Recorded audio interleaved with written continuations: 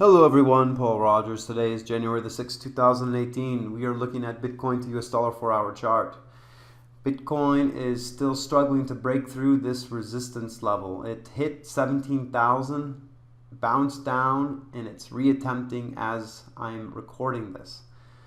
If Bitcoin does break this resistance level between 16,000 and 17,000, there will be nothing stopping Bitcoin to hitting new, or at least hitting previous all-time highs.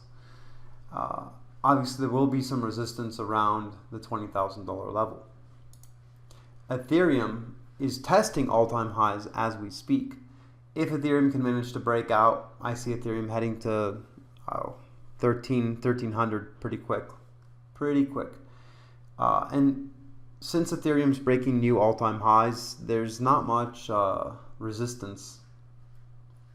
And I see it. I mean, Ethereum could hit $1,500 pretty easily. Dash is in the same boat that Bitcoin is, where it's getting this is a key resistance level. And it's tested it. This is the third time it's tested it recently. So if Dash does break out, expect it to be a very strong breakout. Now I want to talk a little bit about something that's happening with debit cards and crypto.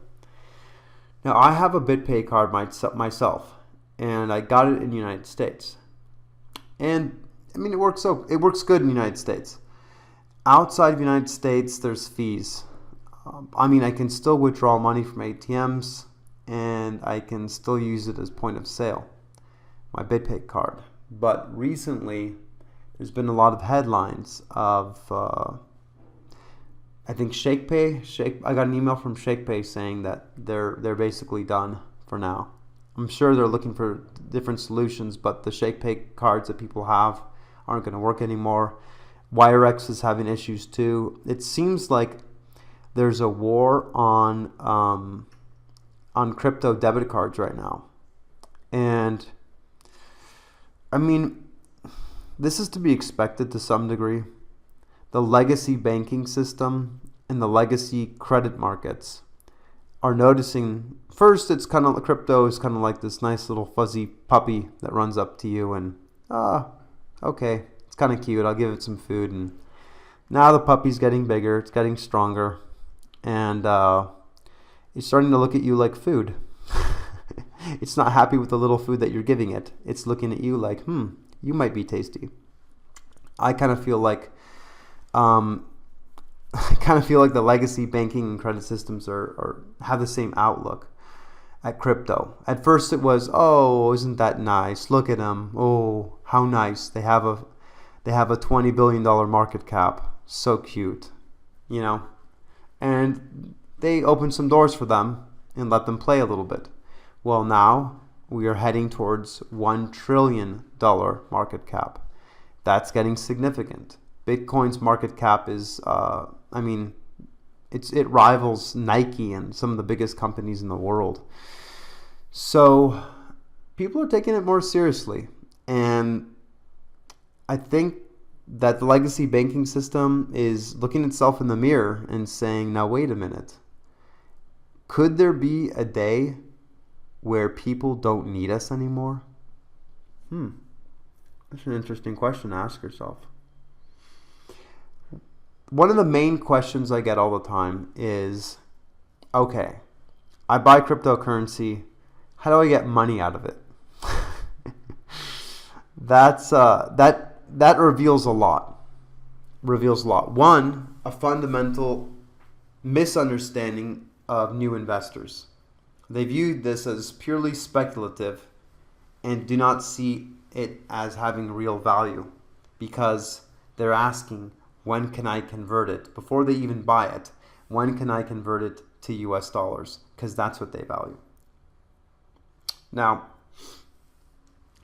for cryptocurrencies to really reach I'd say to break gravity. And when I say break gravity, escape gravity velocity. That's if you got a rocket and you're trying to escape Earth and get into space.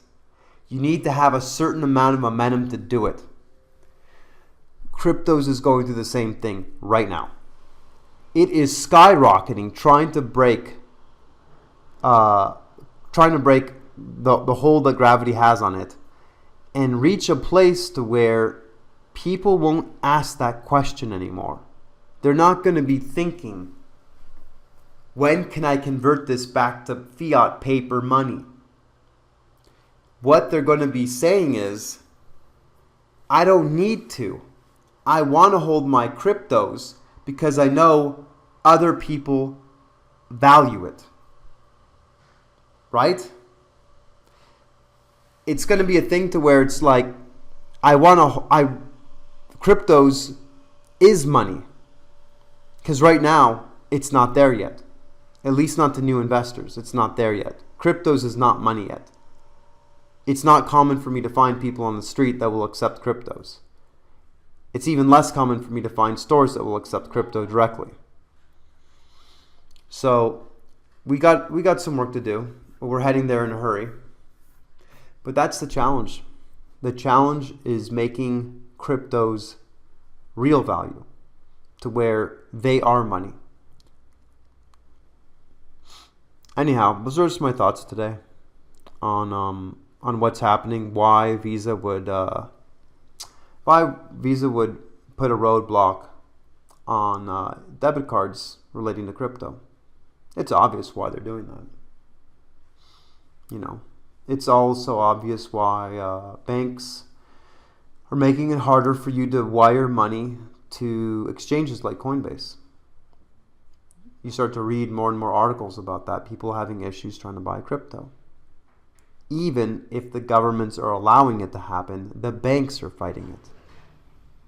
They feel it. They see the little wolf puppy getting stronger, and they're starting to get worried.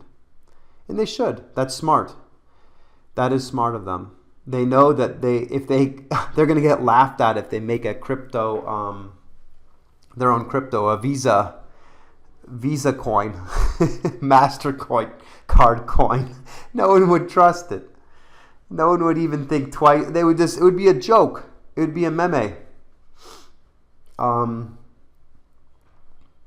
Just like government coins. They'll be a joke too. I mean, unless there's a coordinated worldwide effort for everyone to make, every government agency to make a coin, its own Fed coin, at the same time, and then make all cryptos illegal. Well, that would cause some chaos. It wouldn't work. The government cryptos would not work. It would fail. But centralized exchanges would probably get squeezed. Everything would move to totally decentralized. So decentralized exchanges like BitShares would skyrocket in popularity. More decentralized exchanges would pop up with on platforms like EOS that are going to be lightning fast and are also decentralized. The decentralized web. I mean, there's so many things that are going to be... you can't put the genie back in the bottle. If governments simultaneously made their own cryptocurrencies and then said, hey, all other cryptocurrencies are legal, guess what? That would be an epic fail. Of course, prices would probably dump and all hell would break loose and the volatility would just be so extreme. But when it's said and done, governments and banks and big financial institutions, if they think that they can control this, they don't get it. They don't understand what's driving this. What's driving this is giving people the power to be able to control their own financial destiny. If you want to send money to someone, you don't have to go in and play 20 questions. If you want to store wealth and value in something that isn't controlled by printing, someone else doesn't have a printing press button on it, it's like you never know what central bankers are going to do, central planners. You don't know. They could just increase money supply overnight. You don't have any say. Inflation skyrockets. You don't have any say. Well, now we do. So, anyways, these are my thoughts. Go ahead and leave a like and some comments. And I look forward to your thoughts. Paul Rogers out.